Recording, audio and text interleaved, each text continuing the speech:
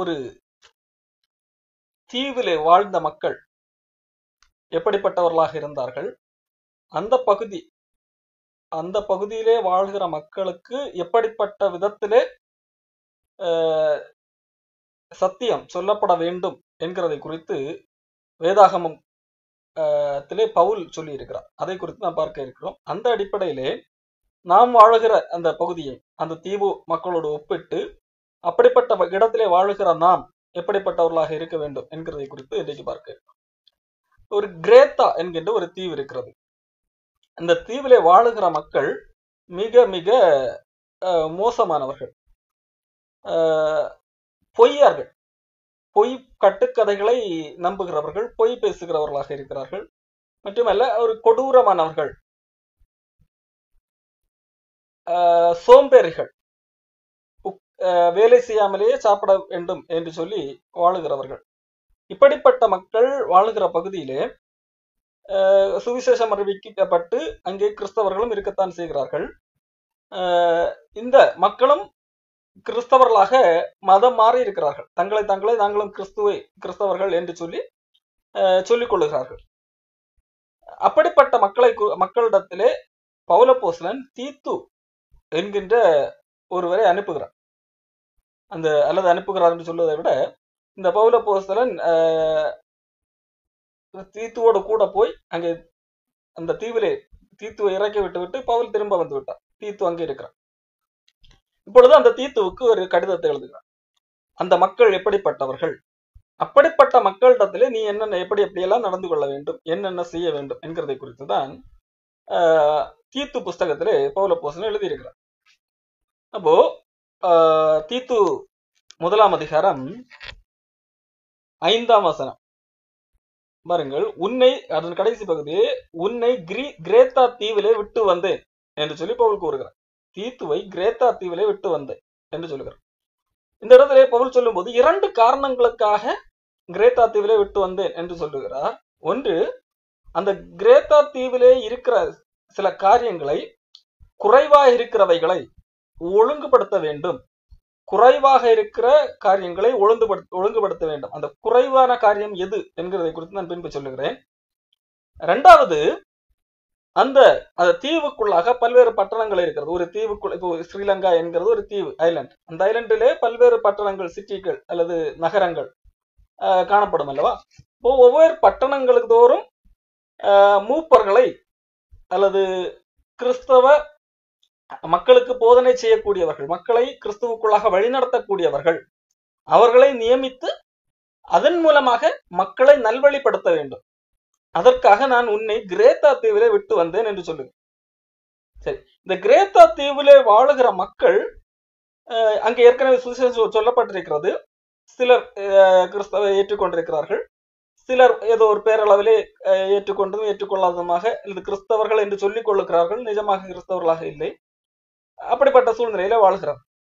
அப்போ இந்த ஒட்டுமொத்த அந்த கிரேத்தா தீவு மக்களை குறித்த ஒரு பொதுவான அவர்களுடைய சுபாவம் எப்படிப்பட்டதாக காணப்படுகிறது, அதாவது அவர்களுடைய இயல்பான சுபாவம், கிரேத்தா தீவிலே வாழ்ந்த மக்கள் இயேசு கிறிஸ்துவை அறிவதற்கு முன்பதாக ஒரு கடவுளை பின்பற்றி அப்படித்தானே வாழ்ந்திருப்பார்கள். அப்போ ஒரு கூட்டமாக வாழும்போது அவர்களுக்கென்று ஒரு பொதுவான சுபாவம் இருக்கும் அல்லவா? அப்படிப்பட்ட பொதுவான சுபாவமாக என்ன இருக்கிறது என்று சொல்லி பவுலப்போஸ்தலன் சொல்லுகிறதை விட, பவுலப்போஸ்தலன் எதை மேற்கோள் காட்டி சொல்லுகிறார் என்று சொன்னா, அந்த கிரேத்தா தீவிலே உள்ள ஒருத்தனே அந்த கிரேத்தா தீவு மக்களை பற்றி பேசியிருக்கிறார்.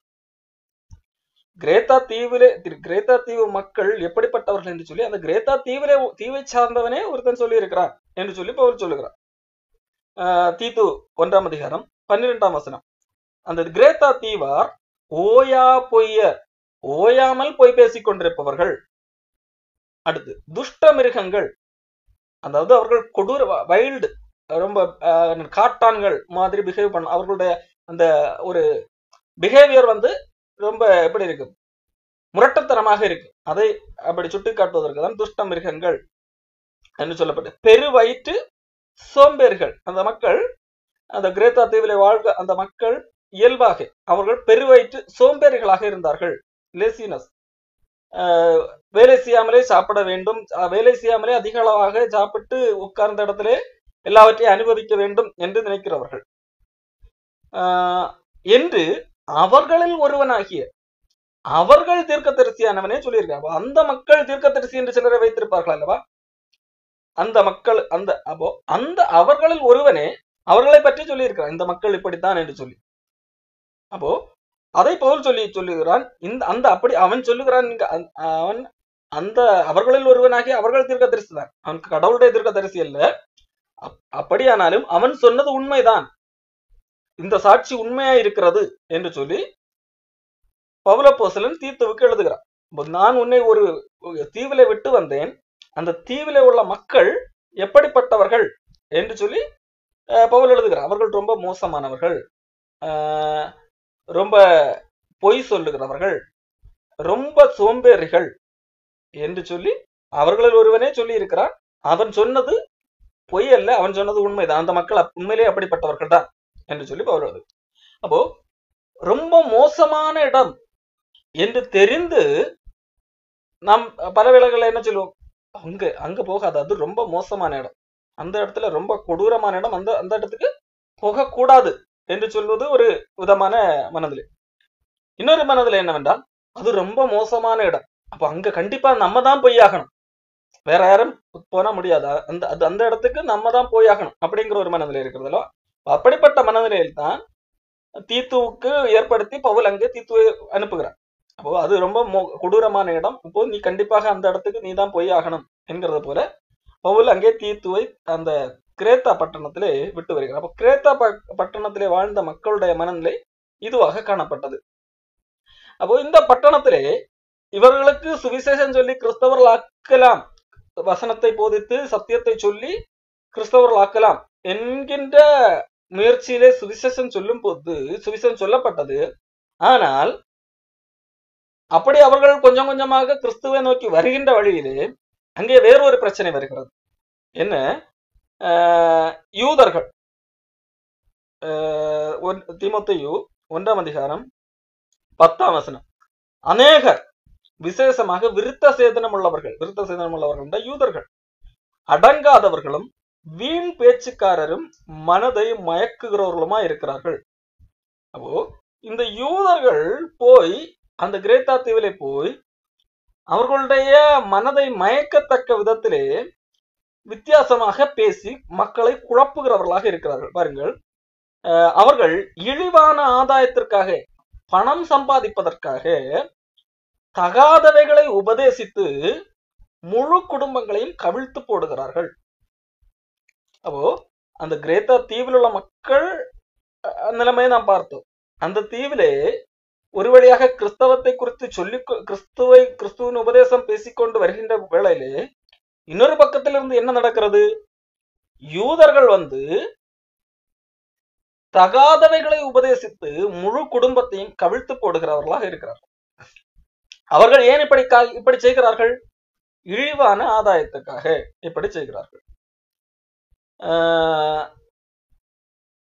சரி, இந்த யூதர்கள் இவர்கள் என்ன பேசுகிறார்கள், என்ன சொல்லுகிறார்கள் என்று சொன்னால், நீங்கள் இயேசு கிறிஸ்துவை விசுவாசித்து ஏற்றுக்கொள்ளுகிறீர்கள், அது ஓகே, அது சரிதான். ஆனால் அது மட்டும் போதாது. இயேசு கிறிஸ்துவை நீங்கள் ஏற்றுக்கொள்வதனால் உங்களுக்கு பெரிய அளவிலே பலன் இல்லை. மாறாக நீங்கள் சில காரியங்களை செய்ய வேண்டும். நாங்கள் உங்களுக்கு போதித்து தருவோம், அதுகளை நீங்கள் எங்கள் பேச்சுபடி கேட்டு நீங்கள் செய்தால் உங்களுக்கு ஆசீர்வாதம் கிடைக்கும், உங்களுடைய வாழ்க்கையில வளம் உண்டாகும் என்று சொல்லி மக்களுக்கு தகாதவைகளை உபதேசிக்கிறவர்களாக இருக்கிறார்கள். நீங்கள் இப்படி நடக்க வேண்டும், இந்த காரியங்களை எல்லாம் செய்யக்கூடாது, நீங்கள் விருத்த சேதனம் செய்ய வேண்டும், நீங்கள் வெள்ளை ஆடை உடுத்த வேண்டும், அல்லது நீங்கள் சில காரியங்களை இந்த விதமான உணவுப் பொருட்களை எல்லாம் உண்ணக்கூடாது. அப்போ இப்படியெல்லாம் இருந்தால் நீங்கள் ஆசீர்வாதம் பெறுவீர்கள், அப்போ கடவுளால் அங்கீகரிக்கப்பட்டவர்களாக இருப்பீர்கள். இல்லை என்றால் வெறும் நீங்கள் இயேசு கிறிஸ்துவை விசுவாசிப்பீர்கள் என்று சொன்னால் அது ஒரு சரியான நிலை அல்ல. நீங்கள் இன்னும் சுத்திகரிக்கப்பட வேண்டும், அதற்காக சில காரியங்களை நீங்கள் விலக்கி வைக்க வேண்டும் என்பதாக இந்த யூதர்கள் சொல்லுகிறார்கள். இந்த யூதர்கள் இங்கே மட்டுமல்ல, எங்கெல்லாம் போகிறார்களோ, அதாவது இந்த யூதர்கள் என்கிறவர்கள் வெறும் யூத மதத்தை மட்டும் பரப்புகிற அந்த யூதர்கள் அல்ல, தங்களை கிறிஸ்தவர்கள் என்று சொல்லிக்கொண்டே வருகின்ற யூதர்கள், தங்களை கிறிஸ்தவர்கள் என்கின்ற அடையாளத்தோடைய வருவார்கள். நாங்களும் இயேசு கிறிஸ்துவை ஏற்றுக்கொள்கிறோம், ஆனால் இயேசு கிறிஸ்து மட்டும் போதாது என்று சொல்லி வருகிறவர்கள். தீமோத்தேயு புஸ்தகத்திலே கூட அந்த அவர்களை பற்றி எழுதப்பட்டிருக்கிறது.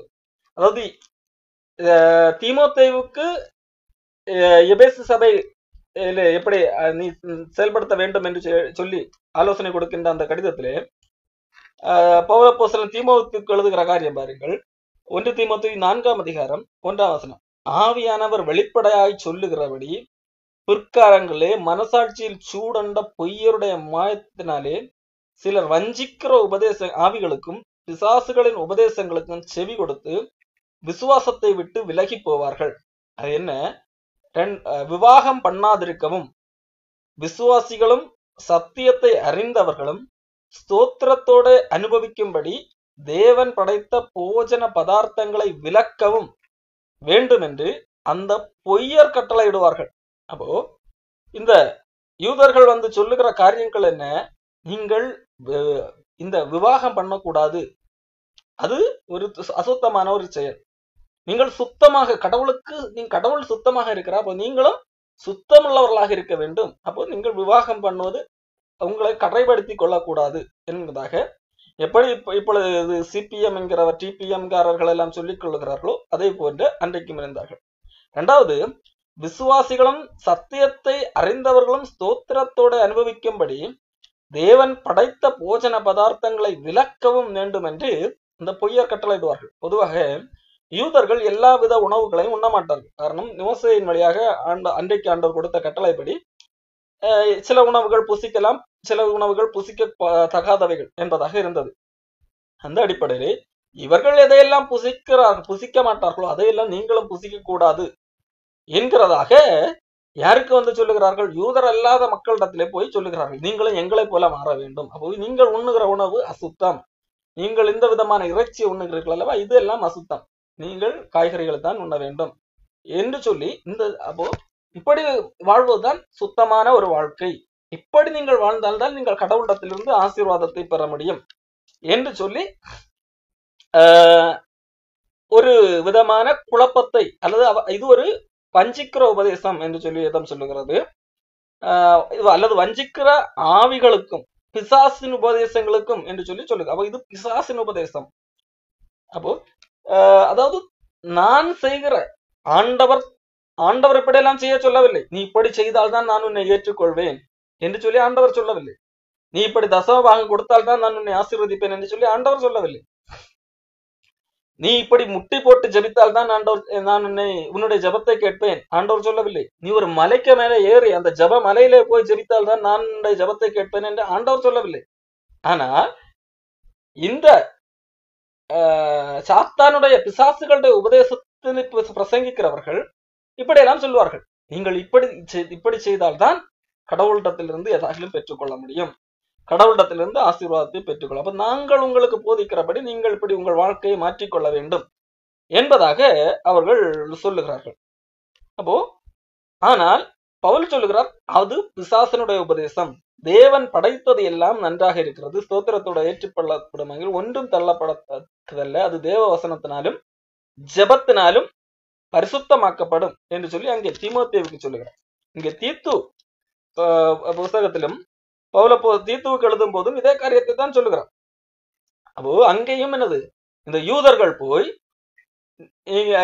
இதெல்லாம் சுத்தமான காரியம் அல்ல, இதெல்லாம் அசுத்தம், இதையெல்லாம் நீங்கள் செய்யக்கூடாது, நீங்கள் நம்முடைய ஒரு வித்தியாசமான ஒரு வாழ்க்கை வாழ, மற்ற மனிதர்கள் போல வாழுகிற வாழ்க்கை, அவர்கள் செய்கிற எல்லா செயல்களும் நான் செய்யக்கூடாது, திருமணம் அவர்கள் செய்கிறார்கள் என்பதற்காக நாம் திருமணம் செய்யக்கூடாது, அவர்கள் கலர் ட்ரெஸ் போடுகிறார்கள் என்பதற்காக நாம் கலர் ட்ரெஸ் போடக்கூடாது, வெள்ளைதான் போட வேண்டும், அவர்கள் ஒரு 3 வேளை சாப்பிடுகிறார்கள் என்பதற்காக நாம் 3 வேளை சாப்பிடக்கூடாது, நாம் வாரத்தில் 2 நாள் உபவாசம் இருக்க வேண்டும், சாப்பிடாமல் இருக்க வேண்டும். இப்படி மனித கற்பனைகளை அல்லது யூதர்கள் எதை மத சடங்காக நினைக்கிறார்களோ அப்படிப்பட்ட காரியங்களை எல்லாம் மக்களிடத்திலே கொண்டு வந்து புகுத்தி இதையும் கைக்கொள்ள வேண்டும், அப்பொழுதுதான் கடவுளிடத்திலிருந்து ஏதாகிலும் பெற்றுக்கொள்ள முடியும் என்று சொல்லி கடவுள் சொல்லாத காரியங்களை கொண்டு வந்து போதிக்கிறவர்களாக இருந்தார்கள். இந்த யாரிடத்திலே? இந்த கிரேத்தா தீவு மக்களிடத்திலே. அந்த கிரேத்தா தீவு மக்கள் அவர்களுடைய சுபாவமே ஏற்கனவே ரொம்ப மோசம். அப்படிப்பட்டவர்கள், அவர்கள் பொய்யர்கள், பொய்யர்கள். அப்போ அதாவது அவர்கள் அந்த எப்பொழுதும் பொய் சொல்லுகிறவர்களாக இருக்கிறார். அப்படிப்பட்டவர்களிடத்திலேயே கடவுள் சொல்லாத பொய்யை இந்த யூதர்கள் போய் உபதேசித்து அவர்களை மயக்குகிறவர்களாக இருக்கு. அவர்கள் மயங்கத்தக்க விதத்திலே பேசுகிறவர்களாக இருக்கிறார்கள். அது மட்டுமல்ல, இப்படி பேசுவதன் மூலமாக இவர்கள் பணத்தையும் பெற்றுக் கொள்ளுகிறார்கள். யார் இப்படி பேசும்போது, இந்த யூதர்கள் இப்படி பேசும்போது மக்கள் என்ன நினைப்பார்கள்? பாருங்கள், இவர்கள் தான் கடவுளிடத்திலே உண்மையான பக்தி உள்ளவர்கள். இந்த பவுல் பிரசங்கிக்கிறவர்கள், பவுலை போல சுவிசேஷத்தை பிரசங்கிக்கிறவர்கள் எல்லாம் இப்படி எல்லாம் சொல்லவில்லை. இந்த உணவுகளை எல்லாம் ஒரு கடவுளுக்காக நாம் விட்டுக் கொடுக்க வேண்டும், நம்ம இவ்வளவு மணிக்கணக்காக நாம் சாப்பிடாமல் இருக்க வேண்டும், இப்படி எல்லாம் இவர்கள் சொல்லவில்லை. ஆனால் யூதர்கள் பாருங்கள், எவ்வளவு பக்தி, கடவுளுக்காக நம்மை எவ்வளவு ஒடுக்க வேண்டும் என்றெல்லாம் சொல்லி தருகிறார்கள். அப்போ இவர்கள் தான் சரியானவர்கள், இவர்கள் சொல்லி பேச்சை கேட்க வேண்டும் என்று சொல்லி இவர்களுக்கு பணம் கொடுக்கிறார்கள். ஆகவே தான் நாம் படித்தோம், தீத்து 1 அதிகாரம் 11 வசனம். அவர்கள் இழிவான ஆதாயத்திற்காக, பணத்திற்காகத்தான் இப்படி பேசுகிறார்கள். அப்போ இப்படி பேசி தங்களை ஒரு மத தலைவர்களாக, அல்லது நாங்கள் தான் கடவுளுக்கு மிக நெருக்கமானவர்கள், காரணம் நாங்கள் பல்வேறு தியாகங்களை செய்கிறோம். இன்றைக்கு தமிழ்நாட்டிலே கூட பல்வேறு நபர்கள் இப்படித்தான் சொல்லிக் கொடுத்திருக்கிறார்கள். நாங்கள் காலையிலே இத்தனை மணியிலிருக்கு கடவுளுக்கு முன்பாக காத்திருந்து உங்களுக்காக ஜெபிக்கிறோம், இவ்வளவு நேரம் நாங்கள் தியாகம் செய்கிறோம், உங்களுக்காக நாங்கள் திறப்பிலே நிற்கிறோம் என்று சொல்லும் போது அதன் பேரில் மக்கள் மயங்கி அங்கே போகிறார்களா, அங்கே போய் காணிக்கைகளை கொட்டுகிறார்களோ? ஏனென்றால் மக்களுடைய எண்ணம், நம்பிக்கை என்ன? கடவுளுக்கு முன்பாக இவன் எவ்வளவு நேரம், எவ்வளவு தியாகத்தை செய்கிறான். உண்மையிலேயே கடவுள் அப்படி செய்ய சொல்லி இருப்பாரா? இல்லை. கடவுள் அனுபவிக்க வேண்டும், அனுபவிக்கும்படி சொன்ன காரியங்களை கூட நாங்கள் இதெல்லாம் அனுபவிப்பது இல்லை, இதெல்லாம் தவறு, இதெல்லாம் பாவம் என்கின்ற பெயரிலே அதை பாவமாக்கி தங்களை புனிதர்களாக்கி காட்டுவதன் மூலமாக மக்கள் மத்தியிலே தாங்கள் ஒரு பெரிய கடவுளுக்கும் மனிதர்களுக்கும் இடையே ஒரு புரோக்கர்களை போல காண்பித்துக் கொள்ளுகிறார்கள். அப்படிப்பட்ட அவர்கள் அன்றைக்கு இருந்தார்கள் யூதர்கள். அவர்கள் இந்த கிரேத்தா தீவு மக்கள் இன்னும் சரியாக கிறிஸ்துவை அறியவில்லை. அவர்கள் பொய்யிலே வளர்க்கிறவர்கள். எப்படி? உதாரணத்துக்கு இந்திய நாட்டு மக்கள் எப்படிப்பட்ட நிலைமையில் இருந்தார்களோ அல்லது இருக்கிறார்களோ அதே நிலைமையிலே தான் இந்த கிரேத்தா தீவு மக்களும் இருக்கிறார்கள். இந்தியர்கள் மதம் என்கின்ற ஒரு சாக்கடைக்குள்ளாக அந்த பொய்யை நம்பியே வாழ்ந்து கொண்டிருந்தவர்கள். இந்திய அந்த இதை பாருங்கள், ஃபுல்லா கட்டுக்கதைகளாக இருக்கு. அந்த கடவுளுடைய கதைகள் ஃபுல்லா கட்டுக்கதைகள். மனிதனை அடக்கி ஆள்வதற்காக உருவாக்கப்பட்ட அந்த ஜாதி, அதுவும் கட்டுக்கதைகள். ஒட்டுமொத்த அதாவது பொய் பொய் பொய் பொய் பொய் பொய் மட்டுமல்ல, அவர்கள் ஒரு மூர்க்கத்தனமானவர்கள். தங்கள் மதத்தை அல்லது தங்கள் நம்புகிற ஏதாவது ஒன்றை யாராகிலும் ஒன்று இது தவறு என்று சொன்னால் அவர்களால் தாங்க முடியாது. மூர்க்கத்தனமாக அவர்களுடைய நன்மைக்காகத்தான் பேசியிருப்பார்கள். உதாரணத்திற்கு, நீங்கள் இப்படி ஒரு சமூகத்திலே உயர் ஜாதி என்று சொல்லப்படுகிறவர்கள் பொய் கதைகளை அல்லது பொய்யை சொல்லி சொல்லி இன்னொரு மனிதனை தாழ்த்தி வைத்திருப்பார், தலையின் நேர் ஏறி மிதித்து வைத்திருப்பார். இந்த தலையின் மேலே மிதி வாங்கி கொண்டிருக்கிற போய் இந்த சிஸ்டமே தவறு என்று சொன்னால் கூட அவர்களே ஏற்றுக்கொள்ள மறுக்கிறார்கள். அந்த தன்னுடைய தலைக்கு மேலே இருக்கிறவனே ஏதோ அவர்கள் கடவுளுடைய ஏஜென்ட்டுகளாக பார்த்து யாரை கொல்ல வருகிறார்கள், யாரை எதிர்க்கிறார்கள் என்றால் இவருக்கு உண்மையை சொல்லி புரிய வைக்கிறவர்களை எதிர்க்கிறார்கள். பதிவிட்டதை போல இந்த பல்வேறு மூட பழக்கங்கள், இந்த உடன்கட்டை ஏறுதல், இப்படிப்பட்ட காரியங்கள். அப்போ இது எல்லாம் யார் உருவாக்கினது? இதெல்லாம் பொய்யிலே உருவானவைகள். அப்போ இதை யாராலும் இது தவறு என்று சொல்லி வந்தால், அவர்களுக்கு நன்மை செய்ய வந்தாலே அவர்கள் எப்படி எதிர்கொண்டார்கள்? மூர்க்கத்தனமாக எதிர்கொண்டார்கள். இன்றைக்கு கூட நீங்கள் வட இந்தியாவிலே போய் பாருங்கள், வட இந்திய மக்கள் எப்படி காணப்படுகிறார்கள்? அவர்கள் அப்பாவி மக்கள். இந்த வட இந்திய மக்கள் ஏதோ அந்த ஆரியர்களால் சலவை செய்யப்பட்ட மக்கள். ஆனால் நீங்கள் போய் அந்த அப்படி அவர்களால் அடக்கப்படுகிற மக்களிடத்திலே போய் இது அவர்களுடைய தந்திரம், நீங்கள் இப்படி நம்ம இப்படி வாழ்வது ஒரு மூடத்தனம், இந்த நிலைமையில வாழக்கூடாது என்று அவர்களுக்கு நல்லது செய்ய சொல்லி பாருங்கள், அவர்கள் மூர்க்கத்தனமாகத்தான் நடந்து கொள்வார்கள். சமீபத்திலே கும்பமேளா இருக்கின்ற ஒரு சம்பவம் நடந்தது. அதுக்கு சிறப்பு ரயில்கள் எல்லாம் விட்டிருந்தார்கள். நீங்கள் பார்த்தீர்கள் என்று சொன்னால் அதிலே ரயிலை ஏசி கம்பார்ட்மெண்ட் எல்லா அது கண்ணாடி எல்லாம் பூட்டப்பட்டிருக்கும் அல்லவா, அது புக் பண்ணி போகிறவர்கள் அது அவர்களுக்காக உள்ளது. இவர்கள் போய் அதை அடித்து உடைத்து எவ்வளவு மூர்க்கத்தனமாக நடந்து கொண்டிருக்கிறார்கள். அப்போ அப்படிப்பட்ட ஒரு துஷ்ட மிருகங்களாக காணப்படுகிறார்கள். அப்போ அப்படிப்பட்ட மக்களிடத்திலே ஒரு வழியாக சுவிசேஷம் சொல்ல ஒரு சிலர் முயற்சிக்கின்ற போது, இன்னொரு புறத்திலே இந்த கள்ளர்கள் அவர்களும் கிறிஸ்தவர்கள் என்கின்ற பெயர்ல போய் தவறான கிறிஸ்தவத்தை எது கிறிஸ்தவமோ அந்த கிறிஸ்தவத்தை காண்பியாமல் அவர்கள் ஏற்கனவே நம்பிக்கொண்டிருக்கிறார்கள் அல்லவா, ஒரு மூட நம்பிக்கை, அதற்கு ஒப்பான விதத்திலே கிறிஸ்தவத்தை காண்பிக்கும் போது அவர்கள் எளிதாக ஏற்றுக்கொள்கிறார்கள். சரியான கிறிஸ்தவத்தை ஏற்றுக்கொள்வதை காட்டிலும் அவர்கள் ஏற்கனவே நம்பிக்கொண்டிருக்கின்ற அந்த மூட நம்பிக்கைக்கு ஏதுவாக ஒரு கிறிஸ்தவத்தை காட்டும் போது அவர்கள் நம்புகிறார்கள். எப்படி அங்கே போகிறவர்களுக்கு பல்வேறு விதமான மூட நம்பிக்கைகள் உண்டு.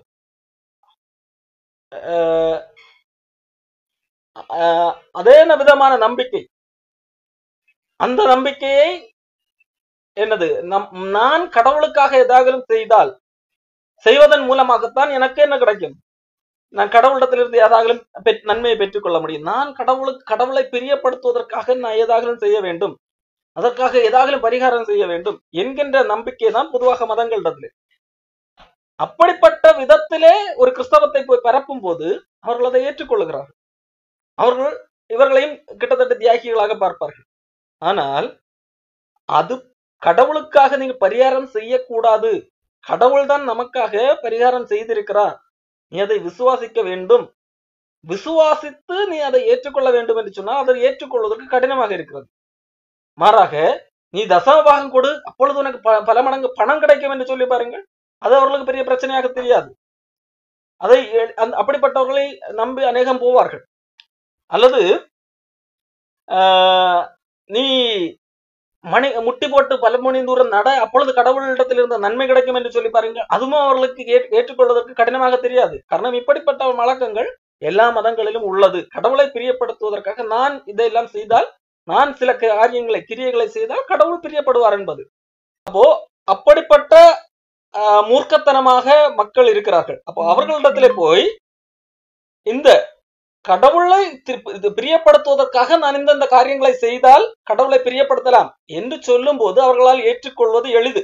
அப்படிப்பட்டவர்கள் ஏற்றுக்கொள்வார்கள். காரணம் அவர்கள் இயல்பாகவே அப்படிப்பட்ட நம்பிக்கையில் தான் இருக்கிறார்கள்.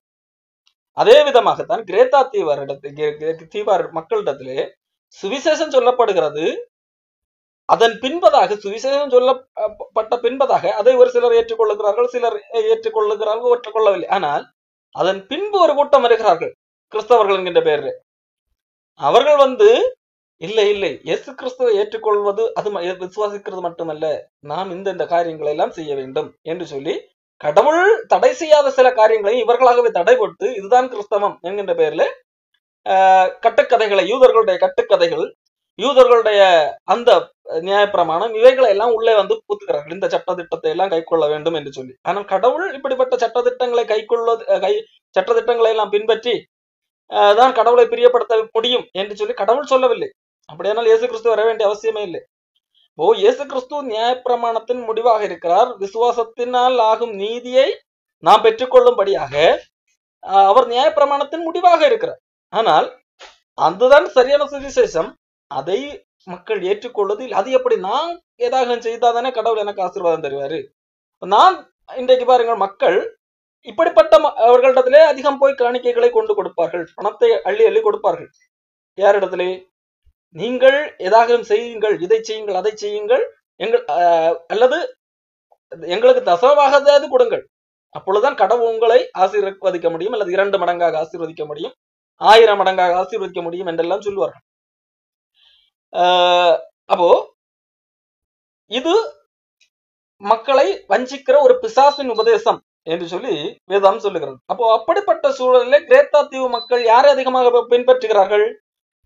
இந்த யூதர்கள், அதாவது தவறான கிறிஸ்தவம் என்கின்ற பெயரிலே தவறான கிறிஸ்தவத்தை பரப்புகிறவர்களை தான் இன்றைக்கு அதிகம் பின்பற்றி கொண்டிருக்கிறார்கள், அல்லது அன்றைக்கு கிரேத்தா தீவிலே மக்கள் அதிகம் பின்பற்ற ஆரம்பித்தார்கள். ஆகவேதான் பவுல் தீத்துவை அனுப்ப வேண்டிய கட்டாயம் ஏற்படுகிறது. அங்கே இருக்கிற அந்த குறைவை ஒழுங்குபடுத்த வேண்டும். மட்டுமல்ல, இப்பொழுது பட்டணந்தோறும் சரியானவர்களை, மக்களை சரியாக வழிநடத்தக்கூடியவர்களை நியமிக்க வேண்டும், அப்பாயின்மெண்ட் பண்ண வேண்டும். இல்லாவிட்டால் மக்கள் இப்படி ஒரு நாள் சுவிசேஷம் கேட்பார்கள், அடுத்த நாள் அந்த யூதர்களுடைய உபதேசத்தை, தவறான கிறிஸ்தவத்தை கேட்பார்கள் என்று சொல்லி பவுல் இங்கே தீத்துவை அனுப்புகிறார். அப்போ தீத்துவை அனுப்பும் போது அந்த கிரேத்தா தீவிலே பட்டணங்கள் தோறும், ஒவ்வொரு பட்டணங்கள் தோறும் மூப்பர்களை ஏற்படுத்த சொல்லுகிறார். அப்போ ஆனால் ஒரு காரியத்தை பவுல் அங்கே சொல்லவில்லை. என்ன? எல்லா பட்டணத்தில் அங்கே இந்த கிரேத்தா தீவில் உள்ள எல்லா மக்களையும் ஒரே ஒரு இடத்திலே கூட்டி, அந்த ஒரே ஒரு இடத்திலே மட்டும் மூப்பர்களை நியமி, எல்லா மக்களும் அந்த ஒரே இடத்துக்கு வரட்டும், மூப்பர்கள் இந்த ஒரு பட்டணத்தில் இருந்தால் போதும் என்று சொல்லி பவுல் சொல்லவில்லை. மாறாக பட்டணங்கள் தோறும் எல்லா பட்டணத்திலும் மூப்பர்களை நியமி என்று சொல்லி சொல்லுகிறார். அதாவது தீத்து 1ஆம் அதிகாரம் 5ஆம் வசனம், நீ குறைவாக இருக்கிறவர்களை ஒழுங்குபடுத்தும் படிக்கும், நான் உனக்கு கட்டளையிட்டபடியே பட்டணங்கள் தோறும் மூப்பரை ஏற்படுத்தும் படிக்கும் உன்னை கிரேத்தா தீவிலே உள்ள எல்லா பட்டணத்திலும், பட்டணங்கள் தோறும் மூப்பர்களை நியமிக்க வேண்டும். எல்லாரையும் இன்றைக்கு ஒரு சபை என்று சொல்லி ஆரம்பித்து அங்கே எல்லா மக்களையும் வர வைக்கிறார்கள். ஒருவேளை அது பெரியதாகும் போதும் அந்த வண்டியை விட்டு இன்னொரு இடத்துல இருந்து இங்கே கூட்டி கொண்டு வருவார்களே தவிர, அந்த இடத்துல போய் என்னது அங்கே ஒரு சரியான கண்காணியை நியமித்து நீங்கள் அந்த மக்களை கவனிங்கள் என்று சொல்ல மாட்டார்கள். மாறாக தூரத்திலே, பல மைல் தூரத்திலே இருந்தாலும், பல கிலோமீட்டர் தூரத்தில் இருந்தாலும் நீங்கள் எல்லாம் இந்த மெகா சர்ச்சுக்கு தான் வந்தாக வேண்டும் என்றுதான் சொல்லுவாங்க. ஆனால் பவுல் அப்படி சொல்லாமல், அந்த கிரேத்தா தீவிலே எத்தனை பட்டணங்கள் இருக்கிறதோ, பல்வேறு பட்டணங்கள் இருக்கலாம், அந்த பட்டணங்கள் தோறும் நீ அங்கே என்னது மூப்பர்களை நியமி என்று சொல்லி சொல்லுங்க. இந்த மூப்பர்கள், அப்போ கிரேத்தா தீவுடைய மக்கள் எப்படிப்பட்டவர்கள் என்று தெரியும், ரொம்ப மோசமானவர்களாக இருக்கு. அப்படிப்பட்ட இடத்திலே நீ அப்படிப்பட்ட இடத்திலே ஆனாலும் நீ அவர்களை மேய்ப்பதற்காக, அவர்களை கண்காணிப்பதற்காக நியமிக்கிறவர்கள் அவர்களிலே இருக்கிறதுலே யாராக ஒரு சிறந்தவன் என்கின்ற அடிப்படையில அல்ல, மாறாக அவர்களுக்கு என்று சில தகுதி இருக்க வேண்டும் என்று சொல்லி அந்த தகுதியை இங்கே குறிப்பிடுகிறார். குற்றம் சாட்டப்படாதவனாக இருக்க வேண்டும். எங்க? கிரேத்தா தீவிலே. கிரேத்தா தீவு என்பது ரொம்ப மோசமான தீவு என்று பார்த்த அந்த தீவில கூட குற்றம் சாட்டப்படாதவனைத்தான் நீ என்ன செய்ய வேண்டும்? ஒரு கண்காணியாக நியமிக்க வேண்டும். ஒரே மனைவியோட புருஷன், அதாவது கிரேத்தா தீவிலே ரொம்ப மோசமான அந்த தீவிலே ஆனாலும் அங்குள்ள மக்களிலும் ஒரே மனைவியோட புருஷன் யாராக இருக்கிறானோ, குற்றஞ்சாட்டப்படாதவனாக யார் இருக்கிறானோ அவனைத்தான் நியமிக்க வேண்டும். துன்மார்க்கன் என்றும் அடங்காதவர்கள் என்றும் பெயரெடுக்காத விசுவாச பிள்ளைகளை உடையவனுமாகிய ஒருவன் இருந்தால் அவனை ஏற்படுத்தலாம். ஒருவேளை அப்படி இல்ல, இப்படி யாருமே இல்லை, இப்ப இருக்கிறதுல யாராவது பெஸ்ட் எடுக்கலாமா? இல்ல, அப்படி இல்லை. அப்படி பவுல் சொல்லவே.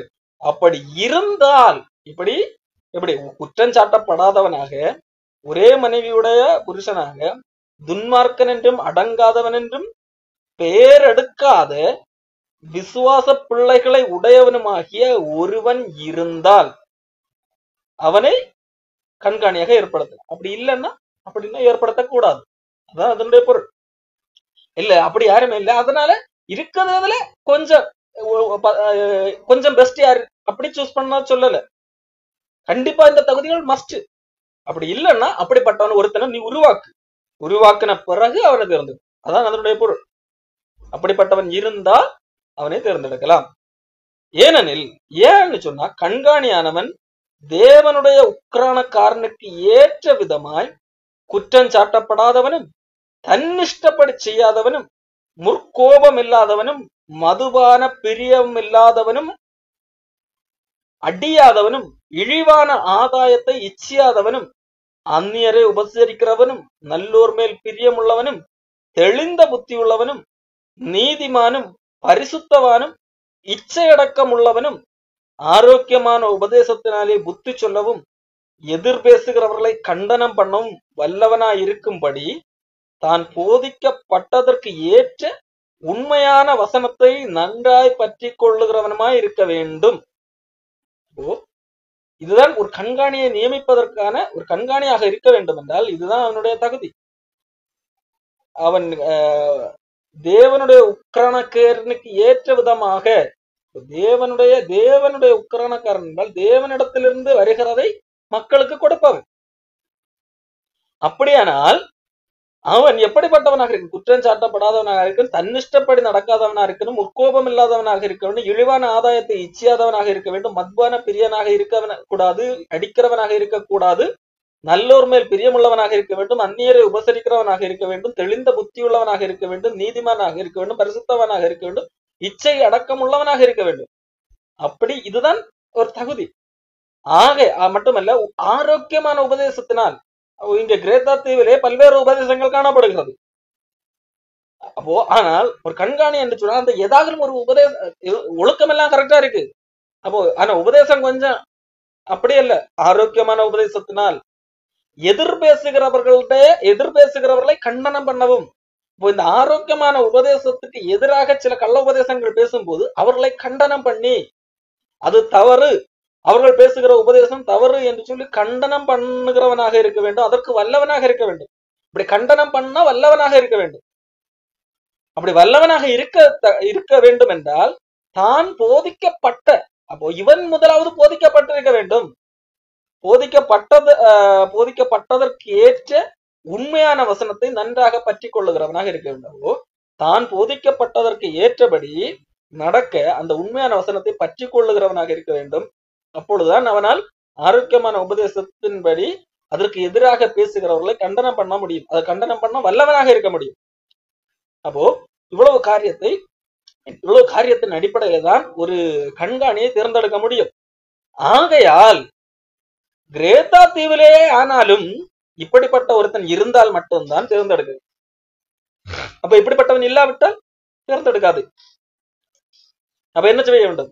அப்படிப்பட்ட மக்களிடத்திலே அப்படிப்பட்ட குணாதிசயத்துடன் ஒருவனை உருவாக்குன பின்பு அவன் சோதிக்கப்பட வேண்டும். சோதிக்கப்பட்டு ஓகே, இப்போ அவன் இந்த மாதிரி ஆயிட்டானா அப்படின்னா நியமி.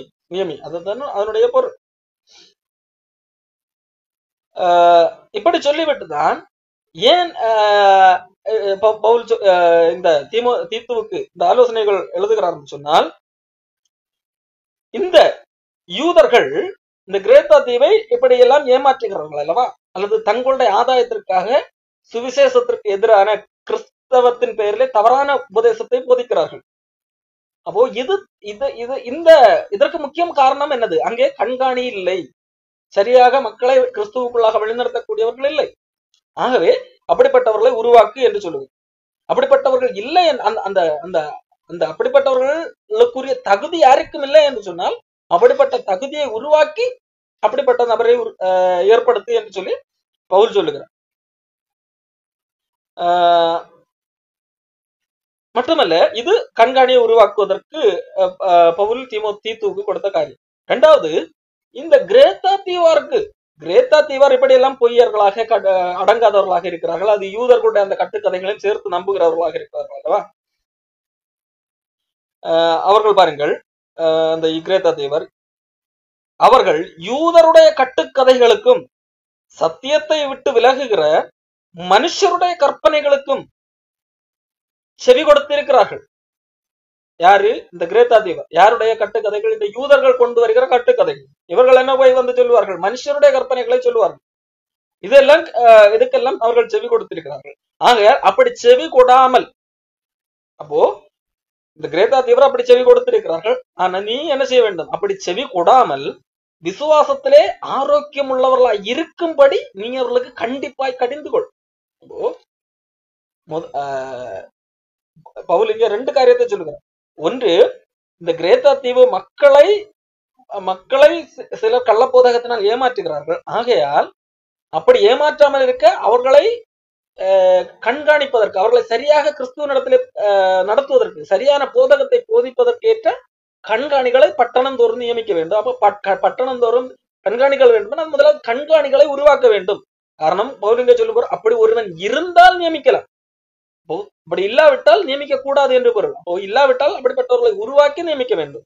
இரண்டாவது, சரி அவர்களை மட்டும் உருவாக்கினால் போதுமா? இல்லை, மக்களையும் அப்படி என்னது யூதருடைய கட்டுக்களை நம்பக்கூடாது, மனுஷருடைய கற்பனைகளை நம்பக்கூடாது என்று சொல்லி அவர்களையும் கண்டிப்பாக கடிந்து கொள். எப்படி? ஆரோக்கியம் உள்ளவர்களா இருக்கும்படி, விசுவாசத்தை ஆரோக்கியம் உள்ளவர்களா இருக்கும். அப்ப இயேசு கிறிஸ்துவை விசுவாசத்தினால் மட்டுமே, இயேசு கிறிஸ்துவை விசுவாசிப்பதன் மூலமாக மட்டுமே நாம் நீதிமானாக முடியும் என்கின்ற அதான் ஆரோக்கியமான உபதேசம். அந்த விசுவாசத்திலே ஆரோக்கியம் உள்ளவர்களாகும்படி கண்டிப்பாய் கடிந்து கொள். அப்போ அவர்கள் பின்பற்றுகிற அந்த கள்ளப்போதகத்தின் அடிப்படையில் அவர்களை கடிந்து கொள் என்று சொல்லி பவுல் தீத்துவுக்கு எழுதுகிறார். காரணம் அவர்கள் யூதருடைய கட்டுக்கதைகளுக்கும் அவர்கள் போதிக்கிற மனுஷ கற்பனைகள், அது கடவுளுடைய கற்பனைகள் அல்ல. கடவுள் எதெல்லாம் கடவுள் அசுத்தமாக பார்க்காதவைகள், ஆனால் மனிதன் அசுத்தம் என்று சொல்லி அல்லது இப்படியெல்லாம் செய்தால்தான் கடவுளுக்கு மிக பிடிக்கும் என்பதாக சொல்லி சில காரியங்களை புனிதப்படுத்தி மனிதர்களை அடக்கி வைத்திருக்கிறார். மனித கற்பனைக்கு கீழ்ப்படிய பண்ணி வைத்திருக்கிறார். மக்களுக்கு அது பிடித்து போகிறது. ஆகவே அவர்கள் பணத்தை கொடுக்கிறார்கள். அப்படிப்பட்டவர்களை நீ இல்லை, உங்களுடைய செயல்களால் கடவுளை பிரியப்படுத்த முடியாது என்று சொல்லி விசுவாசத்திலே ஆரோக்கியம் உள்ளவர்களாகும்படிக்கு கண்டிப்பாக கடிந்து கொள். காரணம் சுத்தமுள்ளவர்களுக்கு சகலமும் சுத்தமாக இருக்கும், அசுத்தம் உள்ளவர்களுக்கும் அவிசுவாசிகளுக்கும் ஒன்றும் சுத்தமாக இராது. இங்கே சகலம் என்று சொல்லும் போது தேவன் அனுமதித்த காரியங்கள், தேவன் தடை செய்யாத காரியங்கள் சுத்தமுள்ளவர்களுக்கு என்றால் தேவனால் சுத்தமாக்கப்பட்டவர்களுக்கு, தேவனால் மீட்கப்பட்டவர்களுக்கு சுத்தமாக இருக்கும், அது பிரச்சனை கிடையாது. ஆனால் அசுத்தர்கள், விசுவாசம் இல்லாதவர்கள், அவிசுவாசிகள், அவர்களுக்கு இதெல்லாம் அசுத்தம். கடவுள் சுத்தமாக பார்க்கிறவைகள் கூட அசுத்தமாக தெரியும். ஆகவே அவர்களுடைய புத்தியும் மனசாட்சியும் அசுத்தமாக இருக்கிறது. அவர்கள் தேவனை அறிந்திருக்கிறோம் என்று அறிக்கை பண்ணுகிறார்கள், அவர்களும் கிறிஸ்தவர்கள் என்று சொல்லிக் கொள்ளுகிறார்கள்.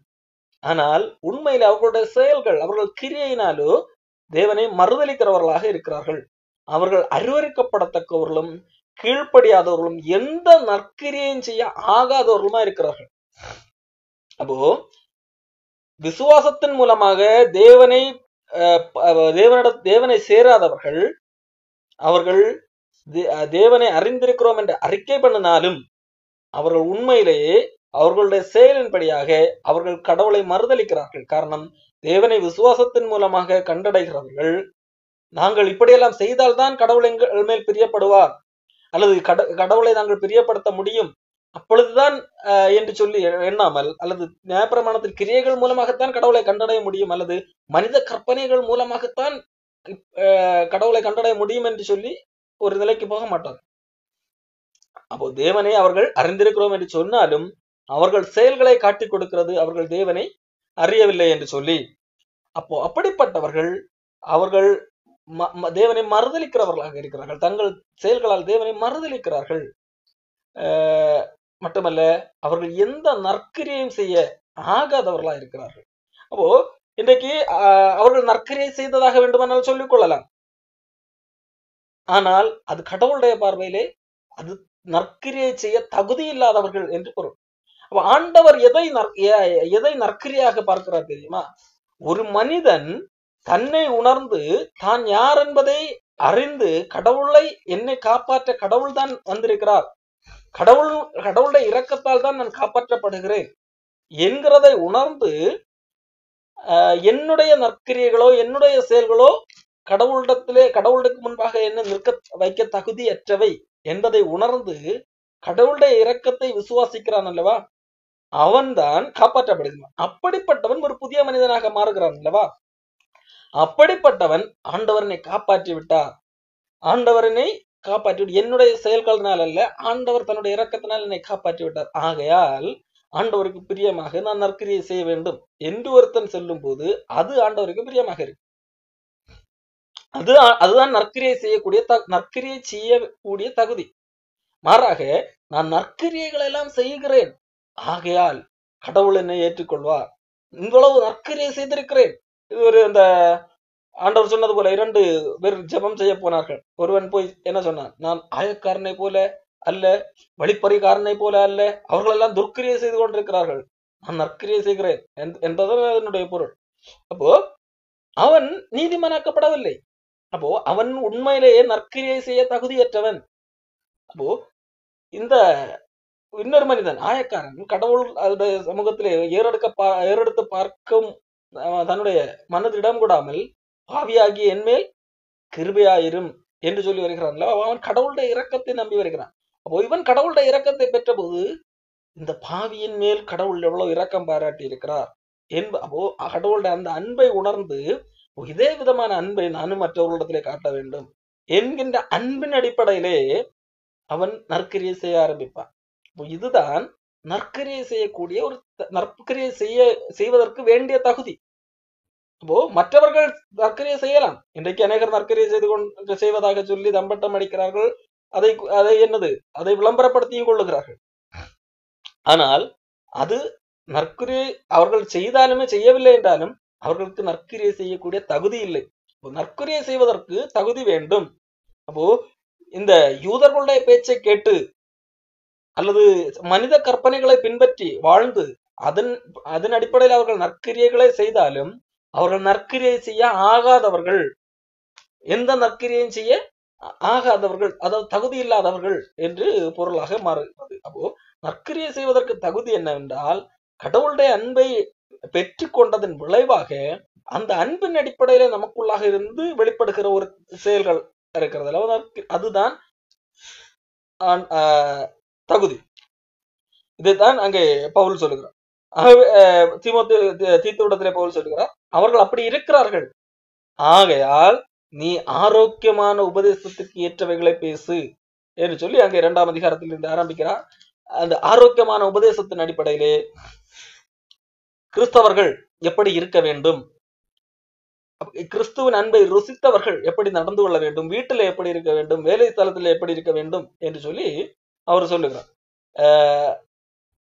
கிறிஸ்தவர்கள் எப்படி இருக்க வேண்டும், எந்த அடிப்படையிலே கிறிஸ்துவின் அன்பை அதாவது கிருபையை பெற்று கொண்டவர்கள் அந்த கிருபை மனிதனுக்கு போதிக்கிறது என்பதாக சொல்லுகிறார். தீத்து 2ஆம் அதிகாரம் 11ஆம் வசனம், எல்லா மனுஷருக்கும் ரட்சிப்பை அளிக்கத்தக்க தேவ கிருபையானது பிரசன்னமாகி நாம் அவபக்தியையும் லௌகிக இச்சைகளையும் வெறுத்து தெளிந்த புத்தியும் நீதியும் தேவ பக்தியும் உள்ளவர்களாய் இவ்வுலகத்திலே ஜீவன பண்ணி நாம் நம்பியிருக்கிற ஆனந்த பாக்கியத்துக்கும் மகாதேவனும் நமது இரட்சகருமாகிய இயேசு கிறிஸ்துவனுடைய மகிமையின் பிரசன்னமாகுதலுக்கும் எதிர்பார்த்து கொண்டிருக்கும்படி நமக்கு போதிக்கிறது. கிருபை இந்த பூமியிலே வாழும் போது கிறிஸ்தவர் இயேசு கிறிஸ்துவை ஏற்றுக்கொண்டு ரட்சிக்கப்பட்டவர்களுக்கு கிருபை போதிக்கிறது. அந்த அடிப்படையிலே கிறிஸ்தவர்களுக்கு எப்படி கிறிஸ்தவர்கள் ஆனவர்கள் எப்படி நடக்க வேண்டும் என்று சொல்லி பேசு, அவர்கள் சாட்சியாக வாழ வேண்டும் என்கிறதாக பவுல் இங்கே சொல்லுகிறார் தீமோத்தேயுவினிடத்திலே. சரி, அப்போ நாம் இந்த கிரேத்தா தீவு மக்களுடைய நிலைமையை பார்த்தோம். அந்த மக்களுடைய நிலைமை ஒரு விதமாக காணப்படுகிறது. அந்த இடத்துல சுவிசேஷம் சென்றாலும் அதற்கு எதிராக ஒரு கூட்டம் என்னது கள்ளப்போதகமும் இணையாக பரவி கொண்டிருக்கிறது. அப்பொழுது எப்படி செயல்பட வேண்டும் என்கிறதை இங்கே பவுல் சொல்லுகிறார். ஒன்று, அங்கே உள்ள மக்களை கடிந்து கொள், அவர்கள் அந்த யூதருடைய அந்த கட்டுக்கதைகளுக்கு செவி கொடாமல் இருக்கும்படியாக நீ கடிந்து கொள் என்று சொல்லி அங்கே சொல்லுகிறார். 2வது, அவர்களை வழிநடத்த ஆட்கள் இல்லை, ஆகவே அதற்கென்று பட்டணங்கள் தோறும் ஆட்களை நியமிக்க வேண்டும் என்றும் சொல்லுகிறார். கடைசியாக இன்னொரு காரியங்களையும் சொல்லுகிறார். தீத்து 3ஆம் அதிகாரத்திலே 8ஆம் வசனம், இல்ல 5ல இருந்து படிக்கிறேன். ஏற்கனவே நான் சொன்னதுதான் அந்த வசனத்தை படிக்கிறேன். நாம் செய்த நீதியின் கிரியைகளின் நிமித்தம் அவர் நம்மை ரட்சியாமல் நாம் செய்த செயல்களினால் கடவுள் நம்மை காப்பாற்றவில்லை, மாறாக தமது இரக்கத்தின்படியே மறுஜென்ம முழுக்கினாலும் பரிசுத்தாவினுடைய புதிதாக்குதல்னாலும் நம்மை ரட்சித்தார், காப்பாற்றினார். தமது கிருபையினாலே நாம் நீதிமான்களாக்கப்பட்டு நித்திய ஜீவன் உண்டாகும் என்கிற நம்பிக்கையின்படி சுதந்திரராகத்தக்கதாக அவர் நமது இரட்சகராகிய இயேசு கிறிஸ்து மூலமாய் அந்த பரிசுத்தாவியை நம்மேல் சம்பூர்ணமாய் பொழிந்தரலாம். இந்த வார்த்தை உண்மை உள்ளது. அப்போ இதுதான் உண்மை. இதை நீ பேச சொல்லுகிறார்.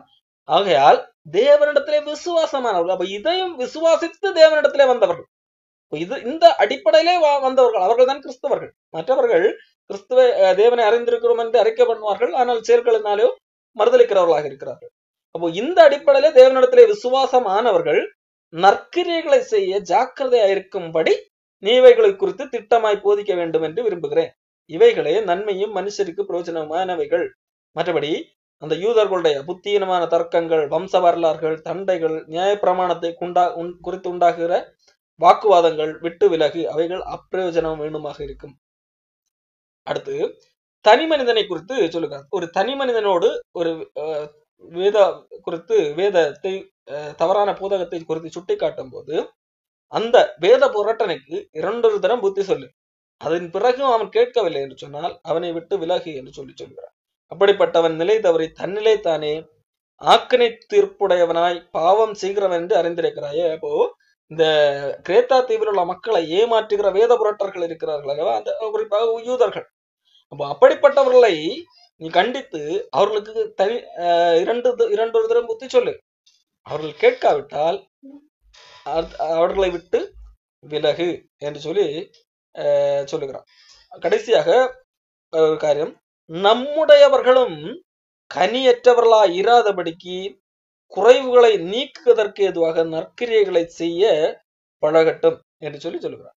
அப்போ இது எல்லாம் இவ்வளவு நேரம் கிரேத்தா தீவரை குறித்து சொல்லிக் கொண்ட, கிரேத்தா தீவரில் உள்ளவர்கள் அப்படி இருக்கிறார்கள் என்று சொல்லிவிட்டு கடைசியாக சொல்லும் போது இதையெல்லாம் அவர்களுக்கு கற்பிக்கிற நம்மிடத்திலும் எந்த குறைவுகளும் இருக்கக்கூடாது, அதற்கேற்ற நம்மிடத்தில் உள்ளவர்களும் நற்கிரியைகளை செய்வதற்கு பழகுகிறவர்களாக இருக்க வேண்டும் என்கிறதாக அதை சொல்லி முடிக்கிறதை நாம் பார்க்க முடியும்.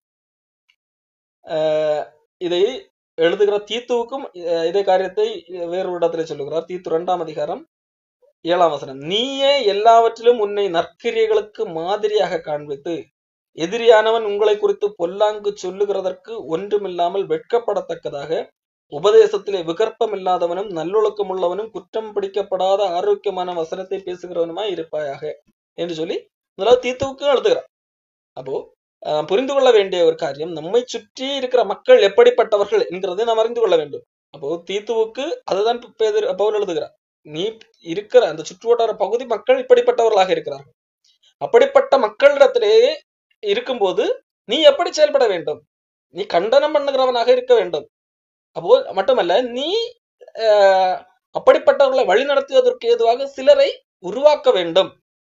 மட்டுமல்ல, அவர்கள் உருவாக்குகிறார்கள் என்று சொல்லி அப்படி இந்த மக்களை மக்களுக்கு புத்தி சொல்ல வேண்டும். அந்த கட்டுக்கதைகளை நம்பி மோசம் போகிற மக்களை சரியான சத்தியத்தை சொல்லி கண்டனம் பண்ணி புத்தி சொல்ல வேண்டும். இதற்கு இல்லாவிட்டால் அந்த கட்டுக்கதையிலே இருப்பார்கள் என்று சொன்னால் அவர்கள் நற்கிரியை செய்ய தகுதியற்றவர்கள் ஆகாதவர்களாக இருக்கிறார்கள். இது எல்லாம் சொல்வதற்கு முன்பதாக நீயே முதலாவது என்ன இருக்க வேண்டும்? தகுதியுள்ளவனாக அல்லது நீயே ஒரு மாதிரியாக இருக்க வேண்டும் என்கிறதாக இங்கே பவுல் கூறுகிறதை பார்க்க முடியும். அப்போ இது நம்முடைய வாழ்க்கையில நம்மை சுற்றியுள்ள மக்களை குறித்து ஒரு அனாலிசிஸ் செய்து நாம் அவர்களிடத்துல எப்படி நடக்க வேண்டும், எப்படி நம்மை அவர்களுக்கு முன்பாக சாட்சியாக நிறுத்த வேண்டும் என்கிறதற்கு நம்மை உத்வேகப்படுத்துவதாக